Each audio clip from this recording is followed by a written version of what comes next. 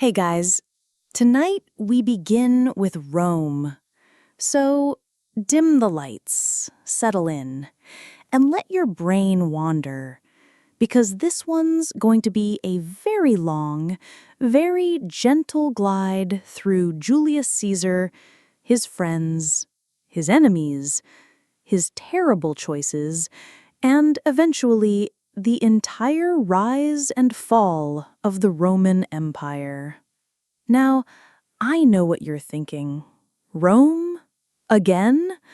Yes, because apparently every historian on Earth can't stop talking about Rome. But we're going to take the slow road, the bedtime road, the kind of road where the horses are tired, the wheels squeak, and someone forgot to pack enough wine. So, Julius Caesar. He was born in 100 BC, or maybe 102 BC, depending on which ancient guy you want to believe. Accuracy wasn't exactly a Roman specialty. His family claimed to descend from Venus. Yes, the goddess. Because of course they did. When you're an ambitious Roman, you don't just say, "My grandpa was a farmer." You say, "Actually, I'm related to a goddess." Makes dinner parties easier. Caesar grew up in a respectable, but not exactly superstar branch of the Julian clan. They were old money, but the kind of old money that's already spent half the inheritance. His father was a governor, his mother was rich, and little Julius, well, he was ambitious. Painfully ambitious. The kind of kid who doesn't just want to win at school debates, he wants to own the whole forum. Rome at the time was, shall we say, messy. The Republic had already developed a bad habit of eating itself alive. Senators hated each other, generals thought they were celebrities, and poor people were basically a permanent background feature. The whole system was creaking under its own self-importance. And into this comes Julius, with a toga, a decent jawline, and an ego the size of Italy. He started out in politics young, because why waste time? At 16, his father died, which in Roman custom meant Julius became the man of the house. And like any self-respecting Roman aristocrat, he immediately got dragged into all the factional nonsense of the city. There were two main political camps: the Optimates, basically the boring conservatives who wanted the Senate to keep all the power, and the Populares, the slightly flashier group who pretended to care about the common people, but mostly just used them as props. Caesar leaned Populares, which meant trouble. He also married Cornelia, the daughter of a powerful populist. It was a nice alliance, except when the dictator Sulla took over Rome and started purging everyone he didn't like. Sulla told Caesar to divorce Cornelia. Caesar said no, which is a bold move when the man giving you orders is Sulla, basically a cranky old warlord with unlimited knives. So Caesar had to run for his life. He got his family's property confiscated, he had a bounty on his head, and he spent a few years bouncing around Asia Minor like a stressed-out exchange student. At one point, he got kidnapped by pirates. Actual pirates. Which sounds dramatic, but in Caesar's telling, it was more like a spa retreat. He joked with them, read poetry to them, and promised he'd come back and crucify them all. And then he did, because Caesar was the kind of man who didn't make idle threats. Eventually, Sulla died, probably from being too angry for too long. Caesar came back to Rome. He rebuilt his career slowly. He worked as a lawyer, he gave flashy speeches, and he cultivated the reputation of being a charming, slightly dangerous man. Which worked. He got elected to office after office, climbing the greasy Roman political ladder with more speed than anyone expected. By the 60s BC, Caesar was a major player. He'd built up debts, massive debts, because campaigning in Rome was basically just legalized bribery. You wanted to get elected? You threw parties, you handed out money, you promised things you couldn't deliver. Caesar owed so much money that his creditors probably needed their own senate. But he also had charisma, and charisma goes a long way. Then came the big move, the First Triumvirate. This was an unofficial alliance between Caesar, Pompey, and Crassus. Think of it like a bad group project. Pompey was the great general, handsome, decorated, loved by the troops. Crassus was rich, just obscenely, ridiculously rich. He could buy Rome twice and still complain about the prices. And Caesar was the ambitious middle guy, tying them together. Together, they basically rigged Roman politics for a few years. Caesar got himself elected consul in 59 BC. His consulship was, let's say, chaotic. He ignored a lot of traditions, pushed through laws by brute force, and in general behaved like the guy at a meeting who talks over everyone else and then eats all the snacks. But it worked. He secured land for Pompey's veterans, he secured contracts for Crassus' allies, and he secured himself a governorship in Gaul. And Gaul was where things really got messy. Caesar spent about a decade conquering Gaul. That's France, Belgium, a bit of Switzerland, some of Germany. Basically, any place where people painted themselves blue and didn't speak Latin. The wars were brutal. Caesar killed or enslaved hundreds of thousands. But he also wrote about it. His commentaries on the Gallic War made him a celebrity. They were written in this calm, third-person style. Caesar did this. Caesar did that. Very humble. Except not humble at all. It was basically ancient PR, and Rome loved it. By the time Caesar finished in Gaul, he was insanely popular. His soldiers adored him. Ordinary people adored him. The Senate? Not so much. Especially Pompey.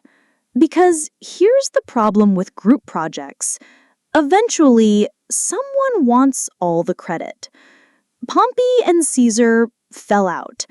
Crassus conveniently died in a disastrous war in the East because, of course he did, the man thought marching into Parthia was a good idea. So the triumvirate collapsed. Now it was Pompey versus Caesar. The Senate leaned toward Pompey.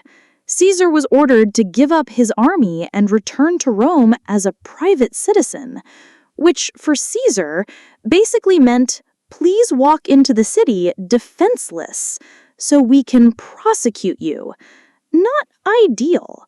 So instead, in 49 BC, Caesar crossed the Rubicon River with his army. It was a small step geographically, but a giant middle finger politically. Once he crossed, it was civil war. And Caesar won. He marched on Rome, he chased Pompey across Greece, and at the Battle of Pharsalus in 48 BC, he crushed him. Pompey fled to Egypt, thinking he'd find safety. Instead, the Egyptians killed him the moment he arrived. They thought Caesar would be grateful. Caesar was not. He supposedly wept when he saw Pompey's head, but then again, he also stayed in Egypt for a while, had a fling with Cleopatra, and reorganized the kingdom. So, mixed emotions. Back in Rome, Caesar became dictator. Officially, temporarily, but then longer, and then longer. He reformed the calendar. Thanks to him, we have leap years, so blame Caesar when your birthday gets skipped. He restructured debts, increased Senate membership, and generally acted like a man tidying up a messy house before deciding whether he wanted to own it. But here's the problem. Romans didn't. So, Julius Caesar is lying on the floor of the Senate, stabbed like a pincushion, and Rome is suddenly very confused about its future. The conspirators, guys like Brutus and Cassius, thought that once they killed Caesar, the Republic would magically reset itself, like turning a problematic laptop off and on again. Spoiler, it didn't. The public didn't rise up in applause for the assassins. They weren't like, "Oh, thank you, noble senators, for restoring liberty." They were more like, "Wait, you just murdered the most popular man in Rome? The guy who gave us free games and food? Excuse me?" The conspirators had totally miscalculated. They fled the city, which is generally a sign that your political plan has failed. And into this very messy vacuum stepped a young man named Gaius Octavius. He was just 18, skinny, sickly, the kind of teenager you wouldn't expect to inherit the world. But, inconveniently for Rome, Julius Caesar had adopted him as his son and heir, which meant Octavian, as he became known, suddenly had a claim to everything Caesar had built. Of course, no one in Rome took him seriously at first. Mark Antony, Caesar's loyal ally, thought he'd be the natural successor.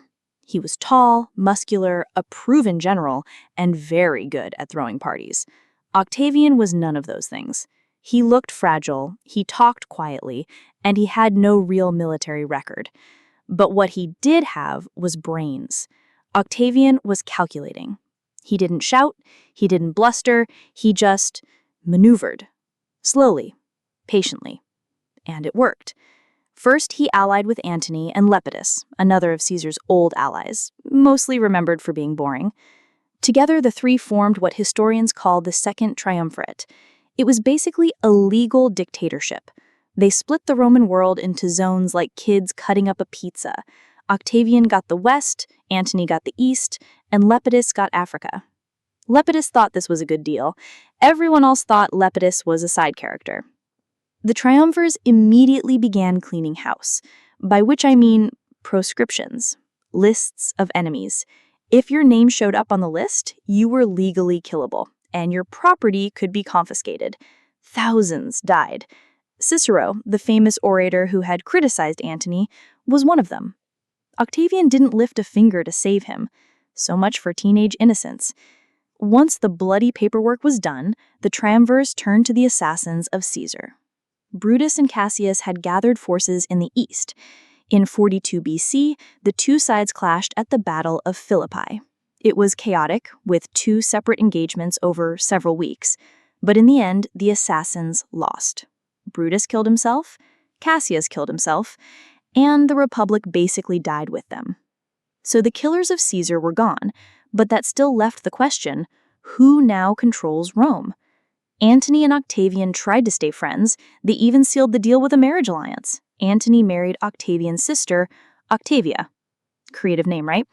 But, as with all Roman power-sharing agreements, cracks appeared almost immediately. Antony drifted east, where he got entangled, both politically and romantically, with Cleopatra of Egypt.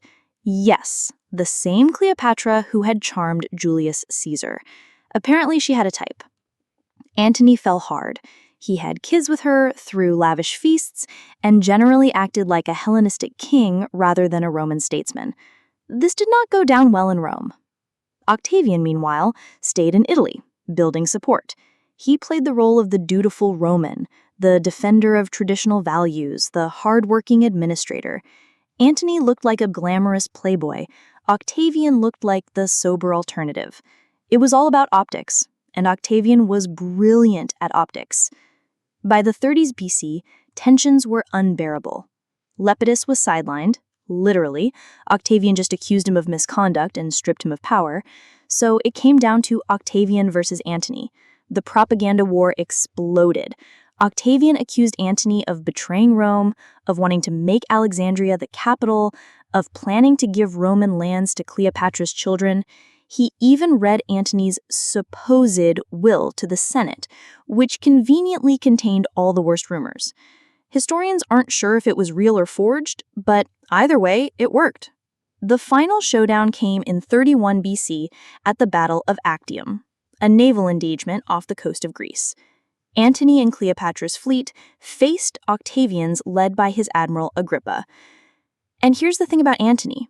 He was a good general on land, but at sea, he was hopeless. Cleopatra panicked, fled with part of the fleet, and Antony followed her, which is not great strategy. The rest of his ships were trapped and destroyed. Actium was a disaster. The next year, Octavian marched into Egypt. Antony and Cleopatra, cornered and defeated, both committed suicide. Cleopatra supposedly by snakebite, though historians love to argue about it. Octavian now stood alone. He was 32 years old, and he controlled the entire Roman world. But here's where he was clever. He didn't call himself king. Romans hated kings. They'd killed Caesar for acting too royal. Octavian instead positioned himself as the first citizen, the man who had restored the Republic. He claimed to be modest, reluctant, even a little tired of power. He gave up extraordinary titles only to have the Senate beg him to take them back. Very humble, very staged. In 27 BC, the Senate gave him the title Augustus. It means the revered one. It also marked the start of the Roman Empire. The Republic was dead even if everyone pretended it wasn't. Augustus had the powers of a monarch, but cloaked in republican traditions. It was basically a monarchy in drag. For the next 40 decades, Augustus ruled. And honestly, his reign was pretty effective. He reorganized the provinces, established a standing army, created the Praetorian Guard, future troublemakers, and reformed taxation. He even launched a moral crusade, promoting family values, punishing adultery, and encouraging traditional religion, which was ironic because his own family life was an absolute soap opera. Take his daughter, Julia. Augustus arranged her marriages for political reasons, first to Marcellus, then to Agrippa, then to Tiberius. Julia, however, had other interests. She was notorious for her affairs, reportedly turning the forum into her personal dating pool. Eventually, Augustus exiled her, which did wonders for his strict moral father image, but not for family harmony. Augustus himself wasn't exactly cheerful. He was chronically ill, worried about succession, and obsessed with controlling appearances. He lived modestly compared to other rulers. His house on the Palatine Hill was elegant, but not ostentatious. He projected the image of a simple man serving the state while quietly holding absolute power. It was propaganda genius. Succession was his biggest headache. He had no surviving sons. He pinned hopes on Marcellus, but he died young. Then Agrippa, his right-hand man, died. Then Gaius and Lucius, his grandsons, died too. One by one, his heirs vanished. Eventually, he settled on his stepson Tiberius. Tiberius was capable, but gloomy, the kind of guy who shows up at a party and makes everyone wish they'd stayed home. Augustus never really liked him, but he had no choice. After decades in power, Augustus finally died in 14 AD. He was 75. According to legend, his last words were, "Have I played the part well? Then applaud as I exit." Very theatrical, very Augustus. With him gone, Tiberius became emperor, reluctantly or not. The system Augustus built, the Principate, would survive for centuries as emperors came and went. So, to sum up Augustus, he took Julius Caesar's bloody chaos and turned it into a functioning system. He never called himself king, but he was one in all but name. He was patient, cold, calculating, and remarkably durable. Rome went from being a restless, unstable republic to a stable, centralized empire. For a while, at least. But stability never lasts. Rome was about to enter its imperial adolescence, full of sulky emperors, dangerous mothers, and a parade of dysfunctional family dramas, which means we'll float over next to Tiberius, Caligula, and the early Julio-Claudian circus. So, Augustus is dead. Rome is pretending to mourn, though honestly, most people are probably wondering what's on the dinner menu. And the new emperor is Tiberius Claudius Nero. He's 55 years old, tall, pale, and about as cheerful as a wet toga left out overnight. He was Augustus's stepson, and after every other heir inconveniently died, he got the top job by default. Imagine being the kid who never gets picked first in gym class and then suddenly being told, "Congratulations, you're the emperor of the known world." Tiberius didn't want the job, but he took it. Tiberius had been a capable general. He'd campaigned in Germany, the Balkans, and along the Rhine. He was disciplined, methodical, and respected by soldiers. But he also had the personality of a stone column. He didn't like crowds, he didn't like flattery, and he definitely didn't like people. As emperor, he spent most of his time being paranoid. At first, things went fairly smoothly. He left the Senate intact, he maintained Augustus's institutions, and he didn't waste money on unnecessary projects. Rome prospered. But Tiberius was always suspicious that people were plotting against him, which, to be fair, in Rome they probably were. He started relying heavily on Sejanus, the head of the Praetorian Guard. Sejanus acted like his right-hand man, his fixer, and possibly his puppet master. For a while it worked. Sejanus cleaned up conspiracies, rooted out enemies, and made himself indispensable. But like any ambitious Roman, he also wanted more. He started marrying into the imperial family, angling for the throne. Eventually, Tiberius caught on. In 31 AD, he had Sejanus executed, very suddenly, very dramatically. One day, Sejanus was powerful. The next day, his statues were being smashed in the streets. Rome loved a reversal. After that, Tiberius checked out. He basically quit the job. He moved to the island of Capri, perched in a villa overlooking the sea, and ruled by correspondence. Imagine the emperor ghosting the entire capital and just sending cranky letters. That was Tiberius. Now, Capri became legendary for its supposed depravity. Later writers, especially Suetonius, claimed that Tiberius spent his days indulging in bizarre and disturbing pleasures. Whether true or exaggerated, the rumors stuck. The image of Tiberius as a gloomy, paranoid recluse surrounded by scandalous activities defined his legacy. Meanwhile, Rome simmered with executions, trials, and whispered conspiracies. By the time he died in 37 AD, Tiberius was deeply unpopular. People actually celebrated in the streets. The Senate debated whether to honor him at all. Not exactly a glowing Yelp review for his reign. But his death opened the way for one of the most infamous emperors of all time, Caligula. Now, Caligula's real name was Gaius Julius Caesar Germanicus. He was the son of Germanicus, a beloved general, and Agrippina the Elder, Augustus's granddaughter. His nickname, Caligula, means little boots. He got it as a child because he dressed in miniature soldier's gear while following his dad on campaign. It was cute then. Less cute later. When he became emperor at 24, Rome rejoiced. Finally, a young, charismatic leader, the son of their hero, Germanicus. The people adored him. The soldiers adored him. For a brief moment, Caligula was sunshine and roses. He gave bonuses to the guard, staged games, and promised reforms. Everyone thought the golden age had returned. And then, something happened. 4 months into his reign, Caligula fell seriously ill. He survived, but his personality seemed to change. Or maybe the illness just gave him an excuse to drop the mask.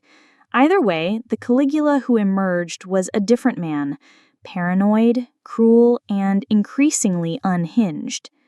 The stories about Caligula are legendary. Some are exaggerated, some are propaganda, but together they paint a portrait of chaos. He spent money recklessly, emptying the treasury with lavish spectacles and absurd building projects. He declared himself a living god, ordering temples to be built in his honor. He demanded divine worship in Rome, which was a step too far even for the usually tolerant Romans. Then there were the infamous anecdotes that he planned to make his horse Incitatus a consul, that he held banquets where guests were suddenly executed, that he humiliated senators, slept with their wives, and mocked traditional customs. One story claims he built a floating bridge across the Bay of Baiae just so he could ride his horse across it while wearing Alexander the Great's breastplate. Because why not? Now, whether all of this is true is debatable.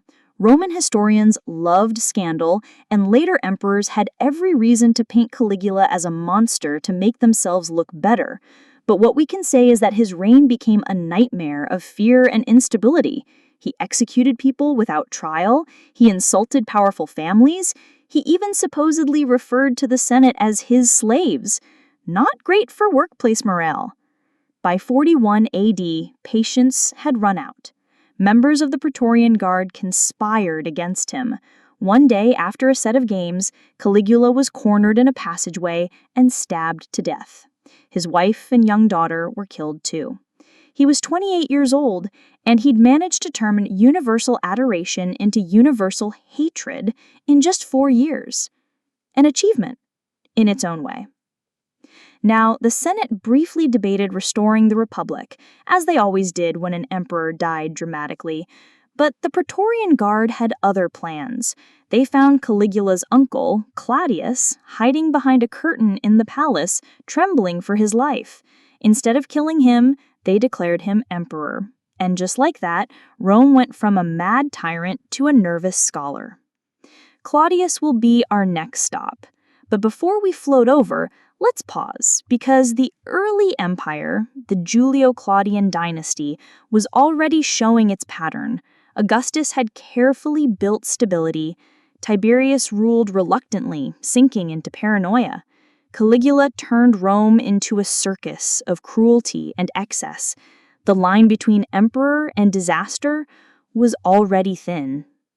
And the empire, instead of collapsing, just kept rolling along, because Rome wasn't built on one man. It was built on a machine of armies, wealth, and inertia. One bad emperor didn't ruin it, but one after another, that was a different story. So let's drift onward, gently, to Claudius, the stuttering, limping, overlooked man who somehow managed to run an empire. So, the Praetorian Guard has just murdered Caligula. Rome is in chaos. Senators are arguing about what to do. Some think maybe, just maybe, the Republic could be restored, which, let's be honest, was the Roman version of let's get the band back together. It wasn't happening. Meanwhile, in the palace, the soldiers stumble upon Claudius. He's 50 years old, uncle of Caligula, and hiding behind a curtain. Literally behind a curtain. The guard drags him out, and instead of killing him, they proclaim him emperor. Why? Probably because he looked harmless enough to control. Spoiler, he wasn't. Claudius was an odd choice for emperor. He stammered, he limped, and he'd been sidelined his whole life as the family embarrassment. The Julio-Claudians loved to mock him, assuming he was too slow or weak to matter. He spent most of his youth buried in books, which in Roman aristocracy was considered suspicious. Real men fought wars. They didn't study history. But now, suddenly, this overlooked, underestimated man was in charge of the empire. And against all odds, Claudius did pretty well. He was cautious, yes, and he leaned heavily on his advisors, but he was also intelligent and hardworking. He expanded the empire, conquering Britain in 43 AD. Not the whole island, but enough to brag about. He reorganized the imperial bureaucracy, putting freedmen, former slaves, in important positions. The senators hated that, of course, because nothing irritates an aristocrat more than seeing someone beneath them succeed. But it worked. Claudius also had a colorful personal life. He married multiple times, and his wives were complicated. His third wife, Messalina, was infamous. Ancient sources paint her as wildly promiscuous, claiming she held competitions to see who could sleep with the most men in one night. Whether that's true or just tabloid slander, Messalina definitely crossed the line politically. She plotted against Claudius, got too ambitious, and in the end, she was executed. Claudius apparently was more disappointed than surprised. After Messalina, Claudius married Agrippina the Younger, his own niece. Yes, niece. The Julio-Claudian family tree was more like a tangled bush. Agrippina was ambitious, ruthless, and very focused on promoting her son Nero. She convinced Claudius to adopt Nero as his heir, sidelining Claudius's own biological son, Britannicus. And eventually, in 54 AD, Claudius conveniently died, probably poisoned by Agrippina. Officially, it was mushrooms. Unofficially, it was poison mushrooms. Rome got the point. So, Nero. At the time of Claudius's death, he was only 16. A teenager with zero experience and a flair for drama. Agrippina ruled alongside him at first, micromanaging everything. For a while, Nero behaved. He listened to his tutors, Seneca and Burrus, who encouraged moderation. Rome enjoyed peace and stability. The boy emperor was popular, charming, even generous. But you can probably guess how long that lasted. Nero soon grew tired of his mother's control. Agrippina was overbearing, and Nero wanted freedom. Their relationship collapsed spectacularly. First, he tried to sideline her politically. Then he tried to kill her in elaborate ways. One famous attempt involved a collapsible boat designed to sink while Agrippina was on it. She swam to shore. Resilient woman. Eventually, Nero gave up on clever tricks and just had her stabbed, which, while not less creative, was certainly effective. After that, Nero spiraled. He fancied himself an artist, a singer, actor, and poet. For Romans, this was horrifying. Acting was considered a lowly profession, suitable for slaves, not emperors. But Nero loved the stage. He forced senators and citizens to sit through his endless performances, where they were expected to applaud enthusiastically, even if he was terrible. Imagine being trapped in a 3-hour one-man show you couldn't escape. That was Rome under Nero. His private life was just as chaotic. He married Octavia, Claudius's daughter, but quickly grew bored of her. He fell in love with Poppaea Sabina, a glamorous schemer, and eventually divorced and executed Octavia to be with her. Poppaea later died, supposedly kicked to death by Nero in a fit of rage when she was pregnant. The sources might be exaggerating, but it gives you a sense of his reputation. Then came the Great Fire of Rome in 64 AD. Huge sections of the city burned for days. Rumors swirled that Nero had started it himself to clear land for his new palace. The story of him fiddling while Rome burned is probably false. The fiddle didn't even exist yet, but he did take advantage of the disaster. He built the Domus Aurea, the Golden House, a vast and extravagant palace, complete with artificial lakes and revolving dining rooms. Not exactly subtle. To deflect blame, Nero accused the Christians of starting the fire.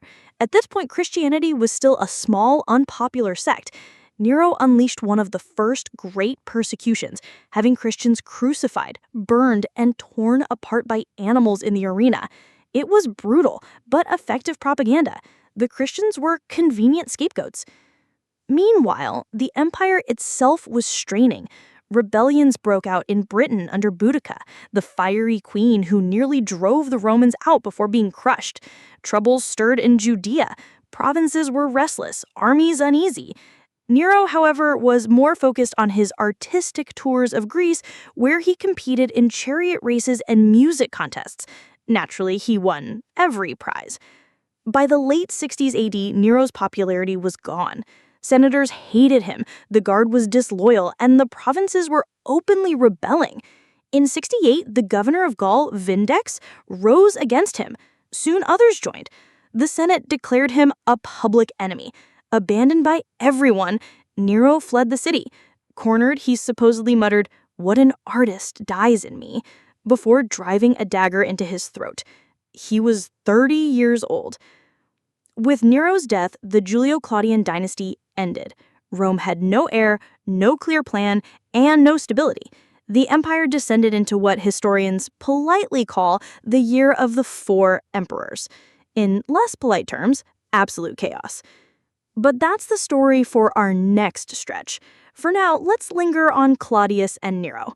Claudius, the underestimated scholar who actually ran the empire competently, poisoned by his own wife. Nero, the dramatic teenager who fancied himself a rock star while Rome crumbled around him. Two emperors, two extremes. Both proof that in Rome, survival was never guaranteed and power always came with a knife behind the curtain.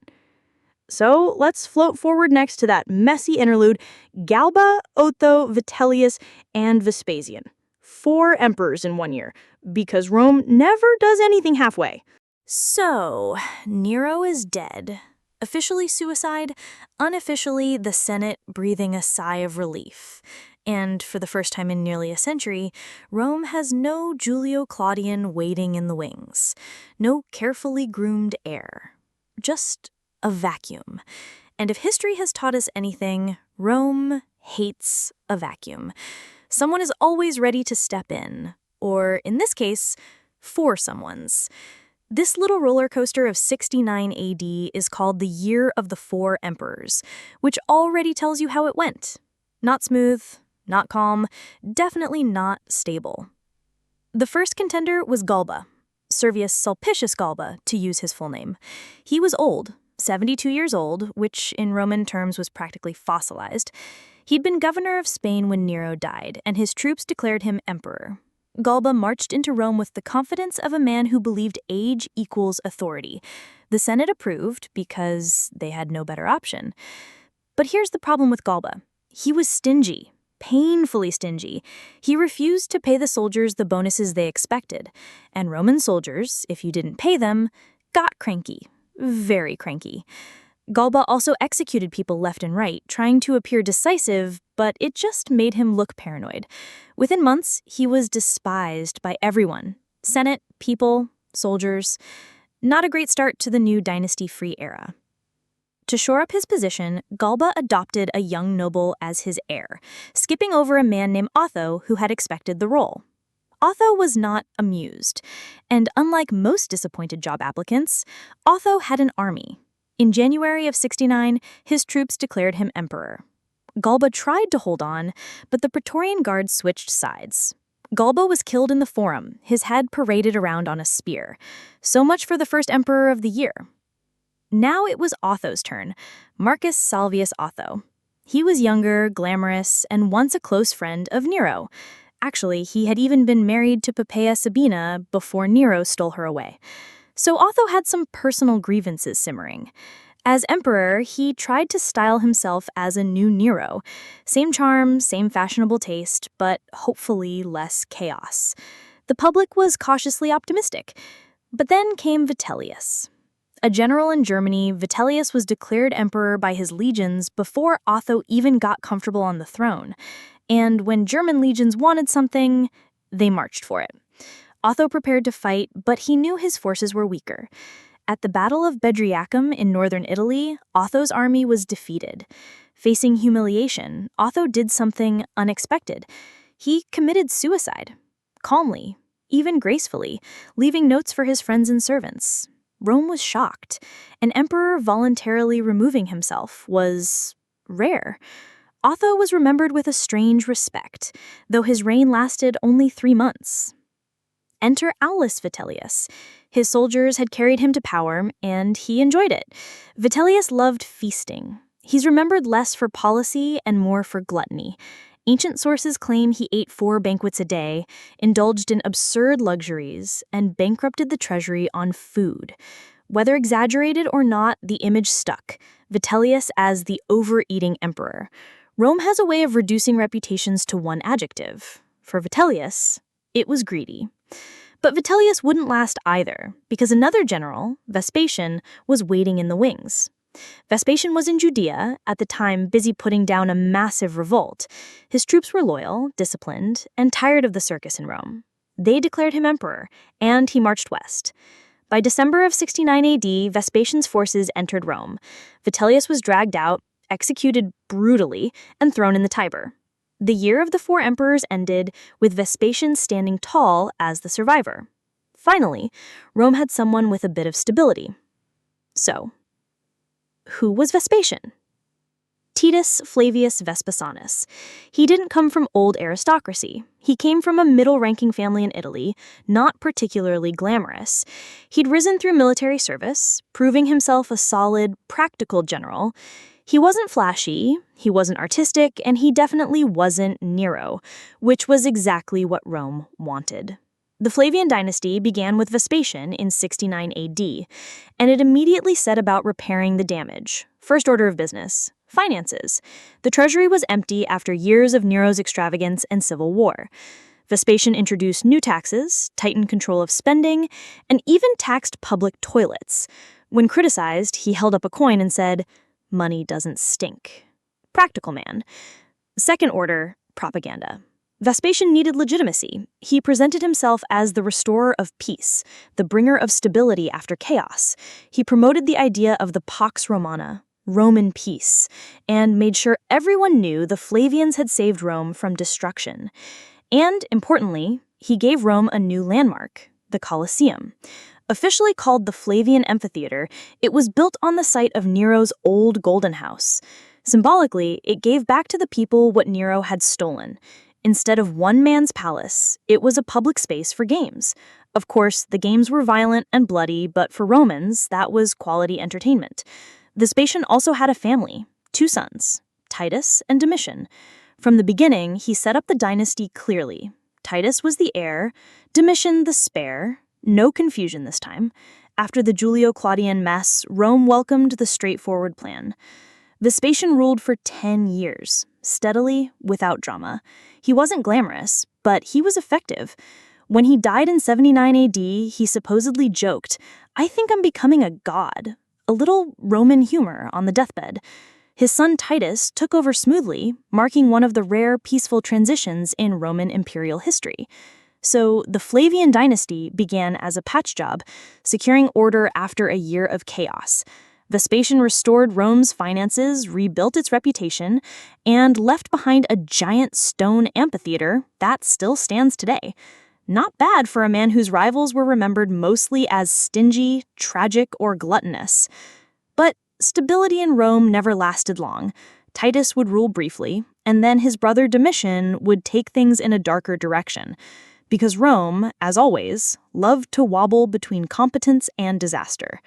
So let's drift over next to Titus, Domitian, and the Flavian sequel, emperors who brought both triumphs and paranoia to the empire. When Vespasian died in 79 AD, the empire didn't collapse. No daggers flew, no generals suddenly marched on Rome. Instead, power passed smoothly to a son Titus. That might sound ordinary to us, but for Rome, it was almost revolutionary. Peaceful succession wasn't exactly a Roman specialty. Titus Flavius Vespasianus was already popular before becoming emperor.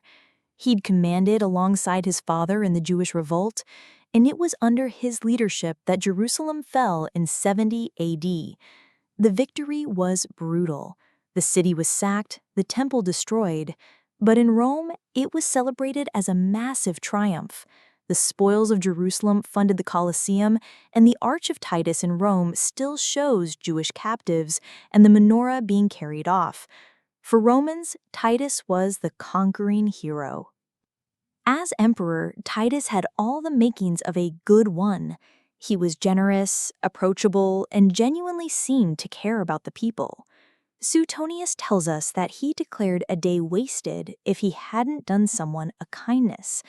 Imagine that, an emperor with a conscience. But fate didn't make it easy.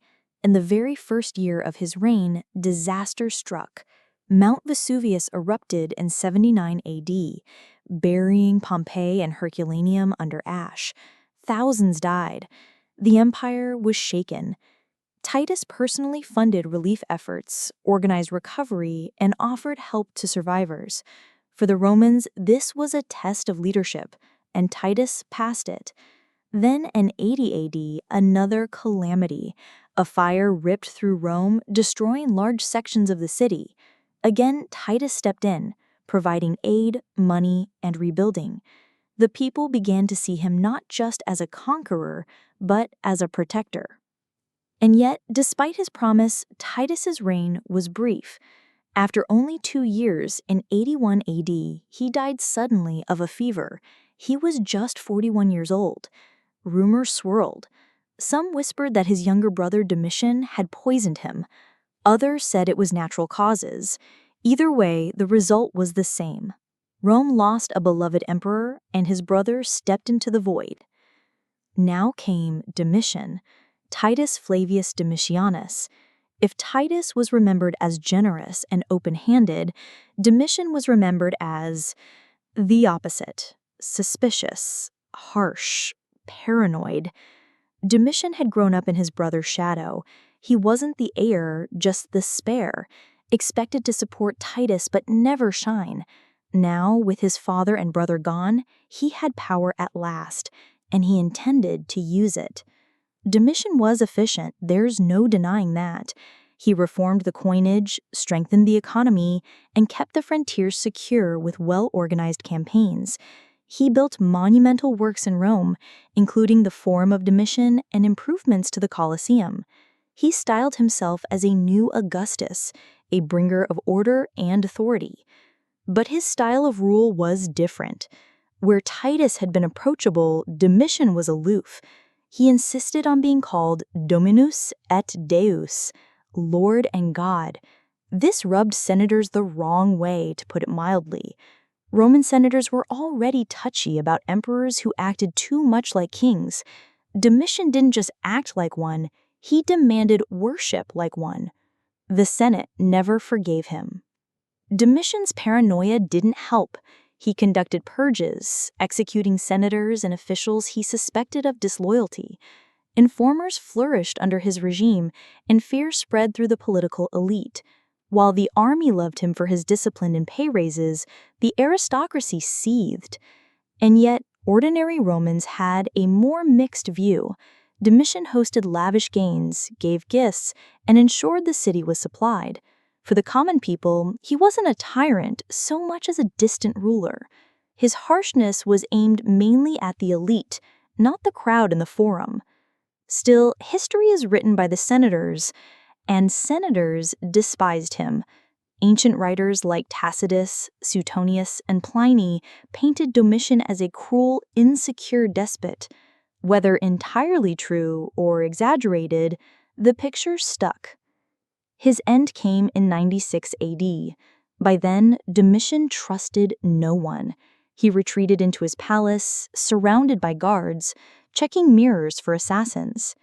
But fear breeds enemies, and enemies eventually strike. A conspiracy formed among court officials, and Domitian was stabbed to death in his own home. He was 44 years old. The Senate reacted with relief. They passed a damnatio memoriae, condemning his memory, erasing his name from inscriptions, smashing his statues. They wanted Domitian forgotten, but ironically, trying to erase him only ensured he'd be remembered as the paranoid emperor, the bad Flavian. With Domitian's death, the Flavian dynasty ended. 3 emperors, Vespasian the practical, Titus the generous, and Domitian the paranoid. Together, they had stabilized Rome after Nero and civil war, but they hadn't solved the eternal problem: succession without bloodshed. The empire needed a new ruler. And for once, instead of another bloody scramble, something different happened. The Senate, army, and people actually agreed on a successor. Nerva, an older senator with no children. He was seen as a safe choice. a caretaker emperor who wouldn't cause trouble. Nerva's reign would open the door to a new age, the era of the five good emperors, when Rome reached its peak of stability and prosperity. But that's another chapter. The Flavians, for all their quirks, had done their job. They had patched the empire after the Julio-Claudian collapse, built monuments that still define Rome's skyline, and shown both the heights of generosity and the depths of paranoia in imperial rule. Rome, as always, survived. When Domitian fell to assassins in 96 AD, Rome stood at a crossroads. Another bloody civil war seemed possible. Instead, something almost miraculous happened. The Senate installed an elderly, childless senator, Nerva, as emperor. He wasn't chosen because he was powerful or popular or descended from Caesar. He was chosen because he was safe. No dynastic games, no personal army, just a caretaker. And here's where Rome stumbled upon a brilliant formula.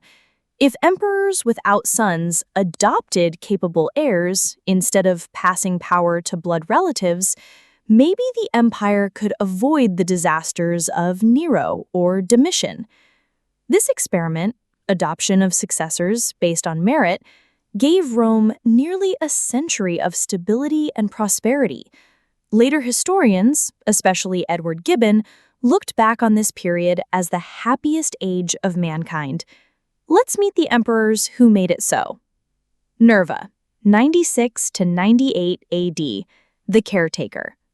Nerva only ruled 2 years, but his short reign was crucial. At first, he faced mutiny from the Praetorian Guard, who missed Domitian's iron hand. To secure his position, Nerva made a bold move. He adopted a popular general as his heir. That general was Marcus Ulpius Trajanus, better known as Trajan. By adopting Trajan, Nerva set a precedent that changed the game. Succession wouldn't be about blood anymore, but about merit, at least for a while. Nerva died peacefully in 98 AD, and the throne passed smoothly to his adopted son. Trajan, 98 to 117 AD, the conqueror. With Trajan, Rome reached its greatest territorial extent. A soldier through and through, Trajan led his armies across the Danube and crushed the Dacians, in modern-day Romania. The Dacian wars were brutal, but they made Rome fabulously wealthy. Gold from Dacia poured into the treasury, funding public works across the empire. In Rome, Trajan was celebrated as a new Alexander. He built the magnificent Trajan's Forum, crowned with Trajan's Column, a spiraling stone monument that still stands today, covered in carved scenes of his victories. But Trajan wasn't just about conquest. He invested heavily in infrastructure, roads, aqueducts, bridges, harbors. He expanded grain subsidies for the poor, supported education for orphans, and sent governors across the provinces with funds to improve local life. Even far from Rome, provincial cities flourished under his policies.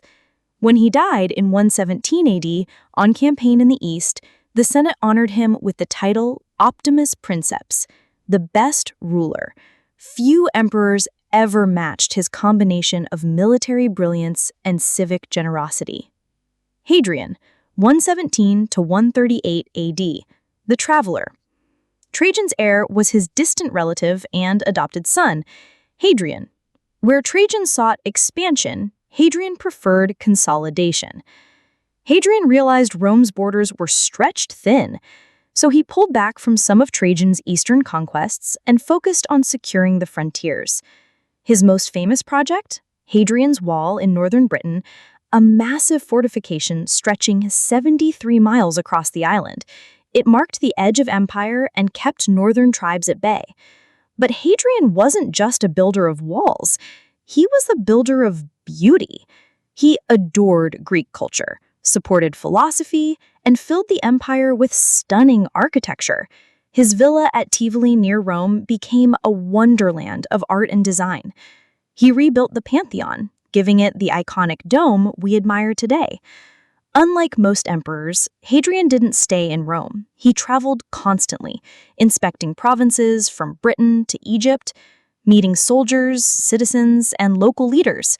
This gave him a personal connection to the empire no emperor had ever had. He was also deeply human in his passions.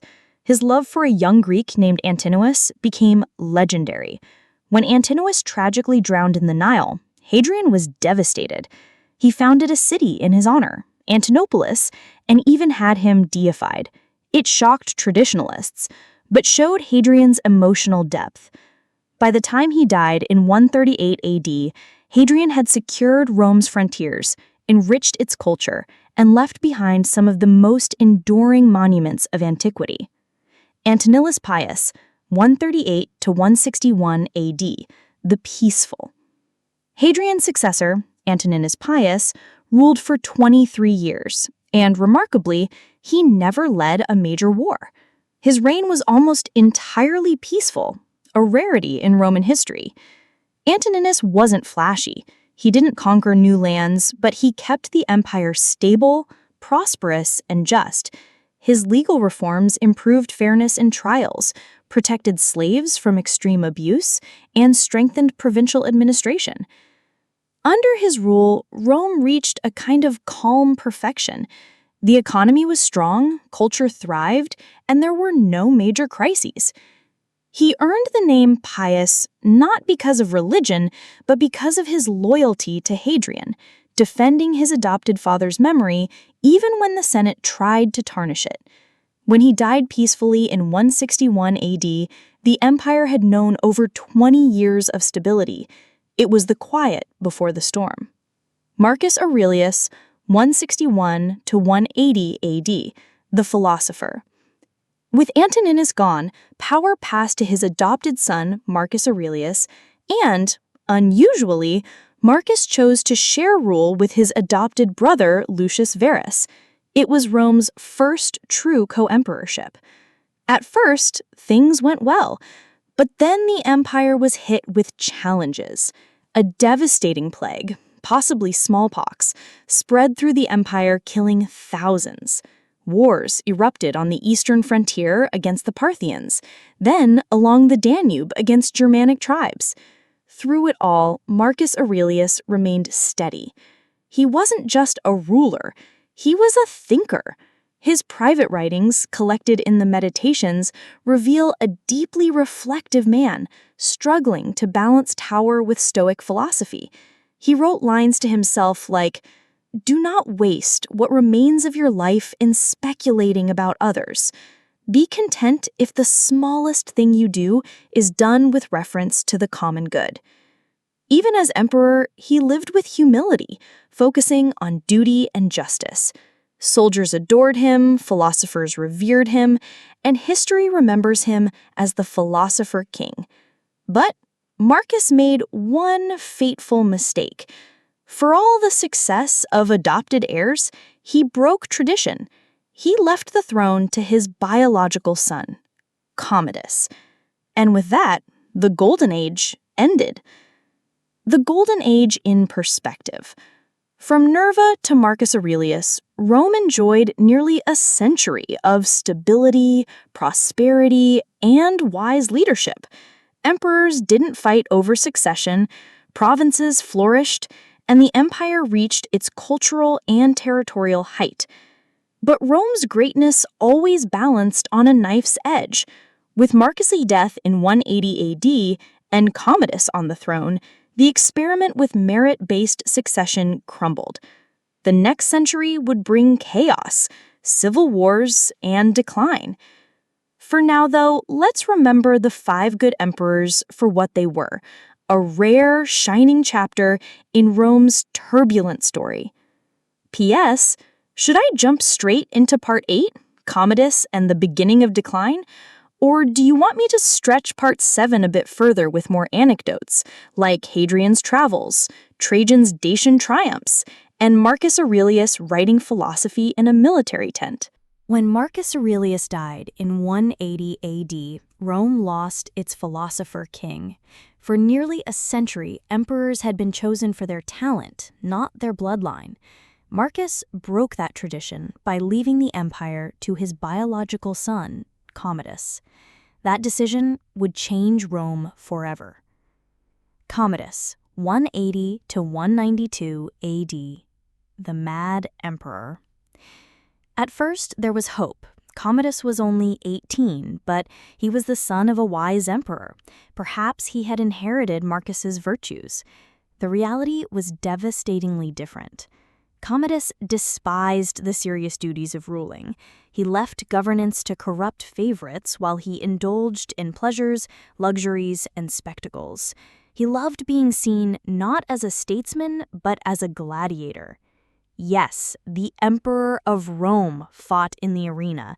Dressed as Hercules reborn, Commodus would battle wild beasts or fight gladiators who were ordered not to harm him.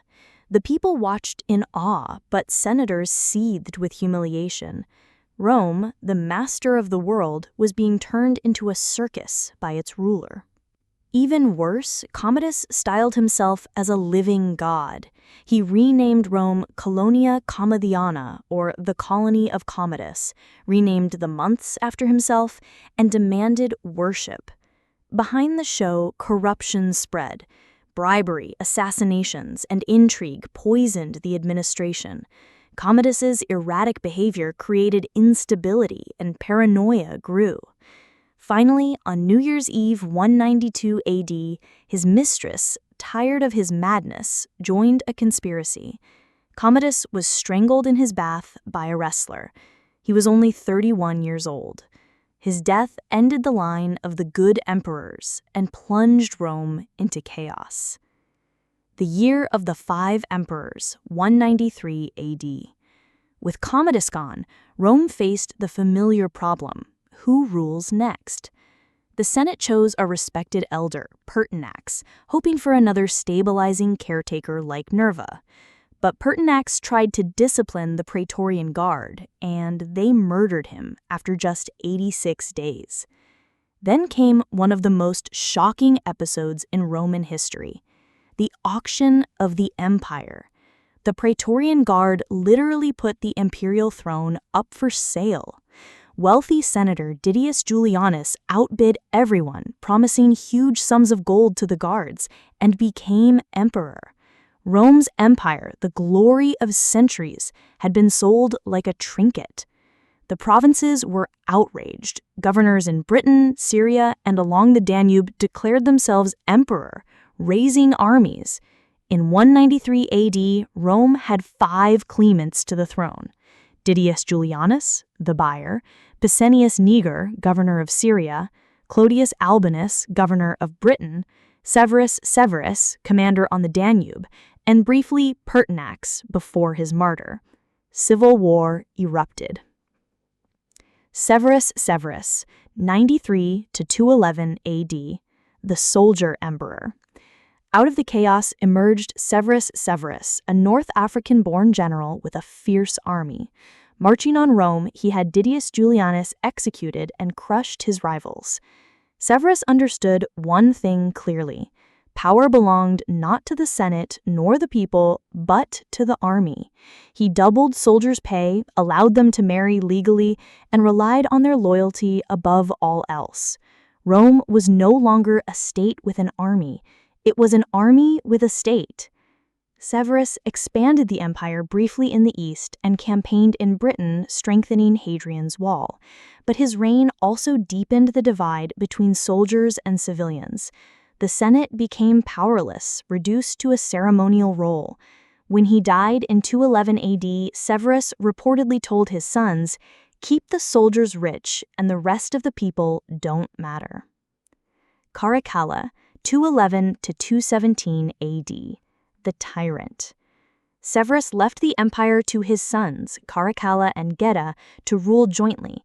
But brotherly love was short-lived. Within a year, Caracalla had Geta murdered in their mother's arms and seized sole power. Caracalla was brutal, but he also made one of the most sweeping decisions in Roman history: the Constitutio Antoniana of 212 AD. With it, he granted Roman citizenship to nearly all free inhabitants of the empire. On paper, this seemed generous. In reality, it was about taxes. Citizens paid more. Still, this act blurred the distinction between conquerors and conquered, making the empire more unified in identity. Caracalla also built the Baths of Caracalla, one of the grandest public bath complexes ever constructed. Yet he was remembered more for cruelty, paranoia, and endless military campaigns. In 217 AD, while on campaign in the east, he was assassinated by one of his own officers. The Severan dynasty and aftermath. After Caracalla, the Severan dynasty staggered on with unstable rulers like Elagabalus, a teenage priest obsessed with Eastern cults, and Severus Alexander, who tried to restore order but was murdered by his own soldiers. By the mid-3rd century, Rome was falling apart. Civil wars raged, emperors rose and fell in quick succession, and invasions pressed from every border. The golden age of the 5 good emperors was now a distant memory. The empire stood on the edge of a crisis that would define the next century. The murder of Severus Alexander in 235 AD marked the end of stability. What followed was 50 years of chaos, civil war, invasion, plague, and economic collapse. Historians call it the crisis of the 3rd century, and for a moment, it looked as if Rome might actually die. 1. The age of soldier emperors.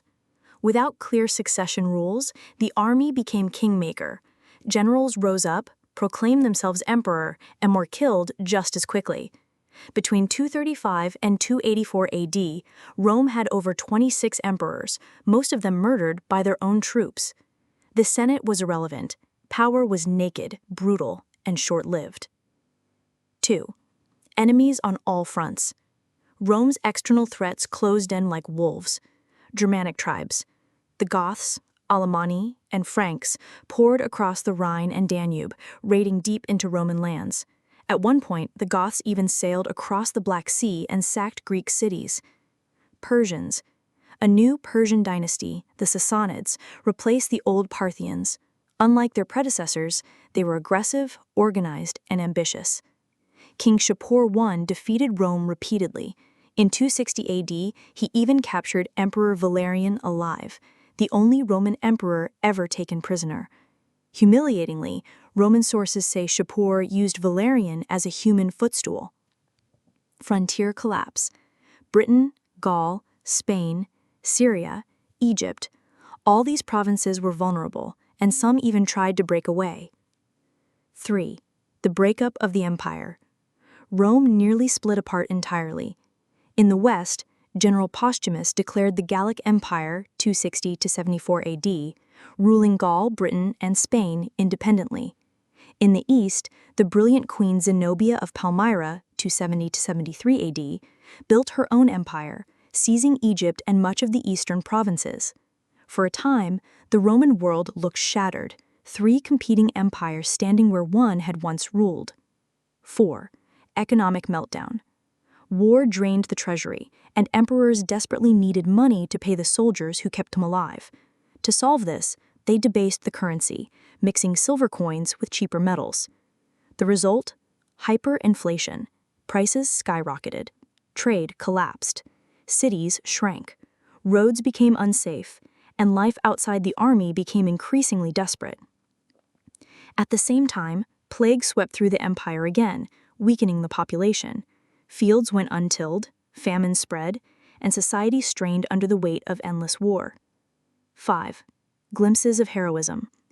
Even in this nightmare, a few emperors stood out. Decius, 249 to 251 AD, tried to restore old Roman religion, but died in battle against the Goths, the first Roman emperor killed in combat by foreign enemies. Gallienus, 253 to 268 AD, despite losing control of parts of the empire, he reformed the military, creating a mobile cavalry force that would help later emperors. Aurelian, 270 to 275 AD, known as Restorer of the World, he crushed the Gallic Empire in the west, defeated Queen Zenobia in the east, and reunited the empire. He also built the massive Aurelian walls around Rome itself, proof that even the capital was no longer safe. but Aurelian too was assassinated by his own men. 6. The empire on the brink. By the 270s, the Roman Empire was nearly unrecognizable. Borders shattered, economy broken, armies loyal only to gold, not to Rome, emperors rising and falling at a dizzying pace. For the first time since Hannibal, many believed Rome might not survive. And yet, survival came. In 284 AD, a tough Balkan soldier named Diocles, later known as Diocletian, seized power. His reign would change everything, the end of the old empire and the birth of a new system. So, picture this. Rome is still technically standing after 50 years of chaos, assassinations, and armies switching sides faster than soccer fans during a penalty shootout. Into this disaster steps Diocletian, a low-born soldier from the Balkans. Not a patrician, not from an ancient Roman family, just a tough, practical guy with a knack for surviving the endless bloodbaths of the 3rd century. And, miraculously, he doesn't get murdered within 5 minutes. In fact, he survives, he thrives, and he decides he's going to fix Rome. Not patch it up with duct tape, but fully restructure it, corporate merger style. Number 1. Who was Diocletian? Diocletian was born as Diocles, probably in Dalmatia, modern Croatia. He wasn't noble, but he was clever, ambitious, and apparently had the patience of a saint. By working through the army ranks, he reached command, and after the murder of Emperor Numerian in 284, the legions proclaimed him emperor. One small problem. Another general wanted the job too. Naturally, civil war followed. Diocletian won, and by 285, he was sole emperor. The man had clawed his way to the top of the world's most dangerous game. But unlike so many before him, he actually had a plan. Number 2. The empire was too big. Diocletian looked at the empire and said, yeah, so this is impossible. One man couldn't possibly manage Germanic invasions on the Rhine, Persian attacks in the east, revolts in Egypt, and bandits in the Balkans, all while watching his back for scheming generals. So he did something radical. He shared power. Number 3. The birth of the Tetrarchy. In 286, Diocletian appointed his trusted general Maximian as co-emperor, giving him control of the west, while Diocletian focused on the east. But soon he realized even 2 emperors weren't enough. In 293, he expanded the system. 2 senior emperors called Augusti, himself and Maximian, and 2 junior emperors called Caesars, Constantinus Chlorus in the west and Galerius in the east. This system became known as the Tetrarchy, rule of 4. Each emperor controlled a region, but all were supposed to work together, loyal to the idea of Rome rather than their own egos. In theory, this meant no more single points of failure, quick responses to invasions, smoother successions since Caesars could replace Augusti when the time came. In practice, well, humans are still humans. But let's not ruin the calm mood just yet. Number 5. The micromanaging emperor. Diocletian wasn't just about politics. He reorganized everything. Administration. He split provinces into smaller units so governors had less power to rebel. Taxes. He created new, more efficient tax systems, which basically meant people paid more. Military. He reorganized the army, placing mobile forces behind the frontiers to respond faster. Economy. He tried to stop inflation by issuing the famous Edict on Maximum Prices in 301 AD, fixing prices and wages across the empire. Unsurprisingly, this didn't work. People ignored it, and the economy shrugged and kept collapsing. But hey, he tried. Number 6. Diocletian the God. Another change. Diocletian took imperial dignity to the next level. Earlier emperors at least pretended to be approachable. Diocletian said absolutely not. He wrapped himself in elaborate court rituals, demanded people bow before him, and presented himself as the earthly representative of Jupiter, king of the gods. If you wanted to see him, you had to go through layers of ceremony. The old days of emperor as first citizen were long gone. Religious problems. Here's where things get a little darker. Diocletian was a traditionalist, loyal to Rome's old gods. And in the late 3rd century, Christianity was spreading fast. He saw it as a threat to unity. After years of tolerating it, he finally snapped. In 303, he launched the Great Persecution of Christians, ordering churches destroyed, scriptures burned, and believers imprisoned or executed unless they sacrificed to the Roman gods. It was brutal, but it didn't wipe out Christianity. If anything, it only strengthened the faith. Ironically, within a few decades, the religion Diocletian tried to destroy would dominate the empire. Number 7. Retirement, Roman style. Now, here's the wildest twist. Diocletian actually retired. In 305, he shocked everyone by stepping down voluntarily, moving to his palace in Split, modern Croatia. He became the first Roman emperor to ever quit the job on purpose, living out his last years gardening. When asked later to return to power during another crisis, he supposedly replied, "If you could see the cabbages I grow, you'd never ask me to leave." Truly, an emperor who found peace in vegetables. Number 8. The legacy of Diocletian. Diocletian didn't solve every problem. The economy remained shaky, and the Tetrarchy collapsed after his retirement.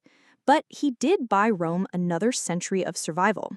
By restructuring the empire, he created a model that later emperors, especially Constantine, would build on. He turned Rome from a sprawling, chaotic, old republic turned monarchy into something closer to a late antique superstate. Rome was still limping, but it was alive,